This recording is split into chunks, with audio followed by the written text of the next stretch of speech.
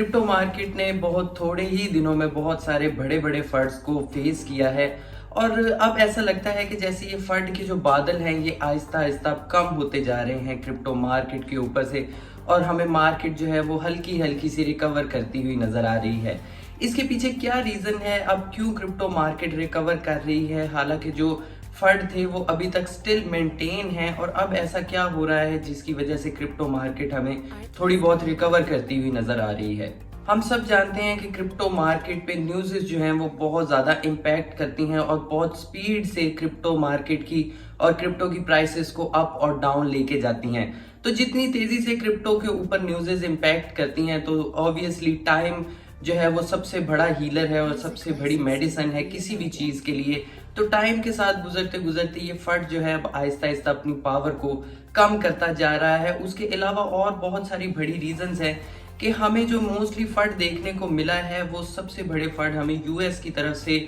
और यूएस की exchange commission जो कि सिक्योरिटी एंड एक्सचेंज कमीशन है उसकी तरफ से हमें देखने को मिले हैं। तो अब ऐसा लगता है कि SEC जिस तरह से एक्सचेंजेस के ऊपर क्रिप्टो एक्सचेंजेस के ऊपर क्रिप्टो प्रोजेक्ट्स के ऊपर अटैक कर रहा था तो अब बहुत बड़ी बड़ी तोपें जो हैं वो SEC की तरफ हो गई हैं। अब SEC के ऊपर अटैक होना स्टार्ट हो गया है। तो कुछ दिन पहले तक जो क्रिप्टो प्रोजेक्ट मुश्किल का शिकार थे अब ऐसा लगता है कि SEC जो है वो काफी मुश्किल का शिकार हो गई है और बहुत बड़ी बड़ी तोपें जो हैं वो SEC की तरफ उनका मुंह कर दिया गया है कि अब SEC के ऊपर अटैक होना स्टार्ट हो जाएगा। तो इनमें चंद अपडेट्स जो हुई हैं, जो 13 जो कल गुजर गई है उस दिन में जो अपडेट्स हुई हैं उनकी चंद एक मैं आपको बातें बता दूं, आसान लफ्जों में बताऊंगा जिससे आपको बहुत ज्यादा मुश्किल नहीं होगी समझने में। तो सबसे बड़ी जो अपडेट थी वो थी हिनमैन रिपोर्ट के बारे में। अब हिनमैन रिपोर्ट क्या है, आपने XRP और SEC के लॉ सूट के बारे में सुना होगा।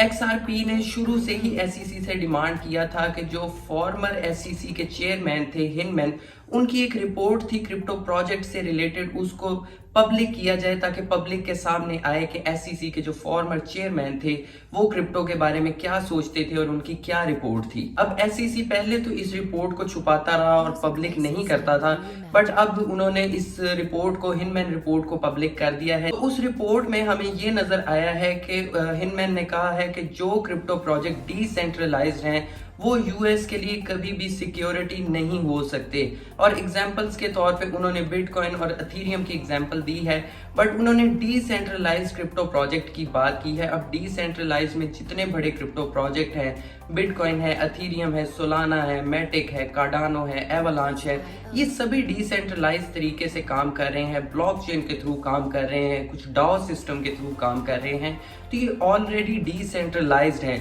तो XRP का हिनमैन रिपोर्ट को पब्लिक करवाना क्रिप्टो प्रोजेक्ट्स के लिए और XRP के लिए एक बहुत ही मेजर चीज है और दूसरे क्रिप्टो प्रोजेक्ट को और XRP को SEC के खिलाफ बहुत ज्यादा स्ट्रॉन्ग बनाता है, जो कि फ्यूचर में XRP के लॉ सूट में XRP की बहुत ज्यादा हेल्प भी करेगा। और आने वाले दिनों में ये जो हिनमैन रिपोर्ट है ये दूसरे क्रिप्टो प्रोजेक्ट की भी बहुत ज्यादा हेल्प करेंगे अगर SEC इनके खिलाफ कुछ एक्शन लेता है। तो हिनमैन रिपोर्ट XRP और SEC की लॉ सूट में XRP की साइड को बहुत ज्यादा स्ट्रॉन्ग बनाती है और बहुत बड़े बड़े एनालिसिस ये बात भी कर रहे हैं कि आने वाले कुछ ही दिनों में XRP इस लॉ सूट को विन कर जाएगा। सेकंड जो चीज है वो है SEC और कॉइनबेस का लॉ सूट। SEC ने कुछ दिन पहले कॉइनबेस के ऊपर लॉ सूट फाइल किया है, बट कॉइनबेस ने कहा है कि SEC के लॉ सूट से पहले हमने SEC के ऊपर लॉ सूट फाइल किया था। सबसे पहले SEC उसका आंसर तो हमें दे, क्योंकि हम बहुत अरसे से SEC से पूछ रहे हैं कि हमें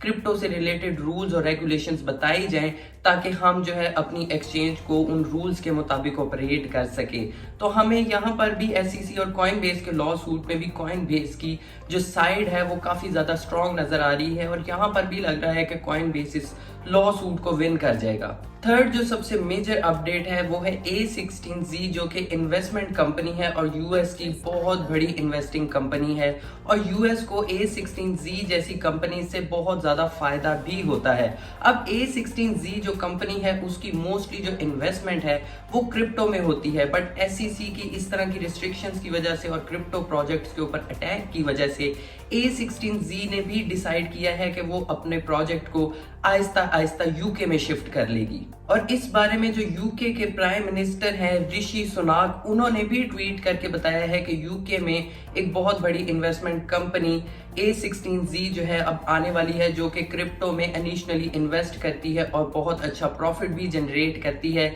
जिससे यूके को भी फायदा होगा और A16Z को भी फायदा होगा। अब आप इससे अंदाजा लगा सकते हैं कि A16Z कितनी बड़ी कंपनी है कि यूके के प्राइम मिनिस्टर इस कंपनी के लिए ट्वीट करके अपनी पब्लिक को बता रहे हैं। अब इन सभी न्यूज़ेस को देखते हुए यूएस की पॉलिटिक्स में से आवाजें उठना शुरू हो गई हैं। बहुत सारे सेनेटर्स, जो कि मैं आपको प्रीवियसली बताता भी रहा हूं, और बहुत सारे जो कांग्रेसमैन हैं वो भी अब इस बारे में आवाज उठा रहे हैं कि एसईसी के इन स्ट्रिक्ट रूल्स की वजह से और इन अटैक्स की वजह से क्रिप्टो इंडस्ट्री के ऊपर बहुत बड़ी बड़ी कंपनीज जो हैं वो यूएस को छोड़ के जा रही हैं। और एसईसी के जो चीफ हैं, स्पेशली चीफ का जिक्र किया गया है गैरी गैंसलर, उनकी वजह से यूएस को बहुत ज्यादा नुकसान फेस करना पड़ रहा है कि क्रिप्टो जैसी इमर्जिंग टेक्नोलॉजी और क्रिप्टो में इन्वेस्ट करने वाली बड़ी बड़ी इन्वेस्टिंग कंपनीज और क्रिप्टो एक्सचेंजेस जो कि यूएस को बहुत ज्यादा बिजनेस देती हैं, एसईसी के इन अटैक्स की वजह से,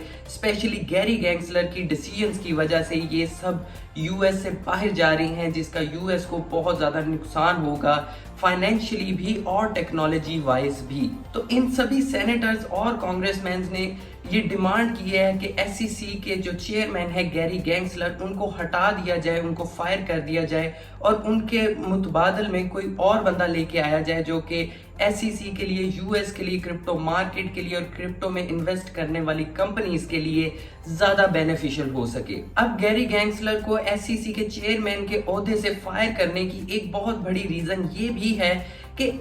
जो गैरी गैंसलर हैं एसईसी के चेयरमैन, उनके ऊपर बहुत सारे इल्जाम भी लगना शुरू हो गए हैं कि एसईसी के चेयरमैन से पहले वो बहुत सारी यूनिवर्सिटी और अदारों में ब्लॉकचेन के बारे में बताया करते थे और बिटकॉइन, एथेरियम और एल्गोरैंड की तारीफें करते थे,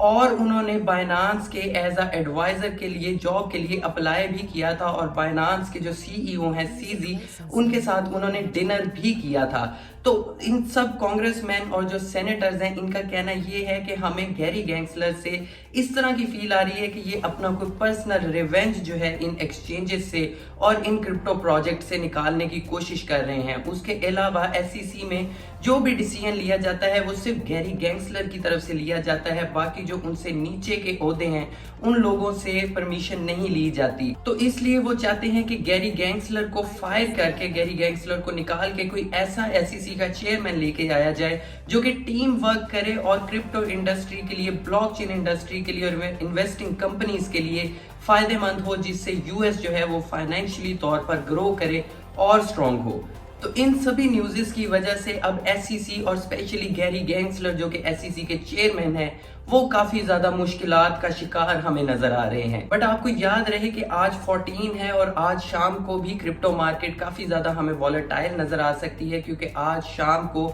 इंडियन टाइम के मुताबिक 6 बजे और पाकिस्तानी टाइम के मुताबिक 6:30 बजे शाम को FOMC की मीटिंग होनी है, जिसमें हमें स्टेटमेंट पता चलेगी कल के CPI डेटा से रिलेटेड। तो हमने इस चीज का भी ध्यान रखना है कि आज शाम को हमें मार्केट काफी ज्यादा वॉलेटाइल नजर आएगी, और अगर आपकी ट्रेड्स कुछ ओपन है तो उसके ऊपर अपनी नजर जरूर रखिएगा। तो मैंने आपको प्रीवियस वीडियोस में बता दिया था कि बहुत ही स्ट्रॉन्ग क्रिप्टो प्रोजेक्ट जैसे कि कार्डानो, सोलाना, मैटिक, सुई, एप्टॉस, ये बहुत ज्यादा नीचे आ चुके हैं, इनकी प्राइसेस काफी ज्यादा डाउन है। तो अगर आप छोटी मोटी इन्वेस्टमेंट इनमें करना चाहें तो आप अपनी रिस्क के मुताबिक कर सकते हैं, और अगर आपने भी मेरी तरह इसमें